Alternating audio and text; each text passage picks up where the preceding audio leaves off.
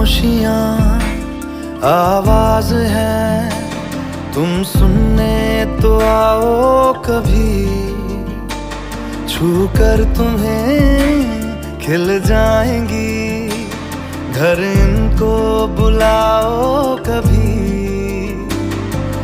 बेकरार है बात करने को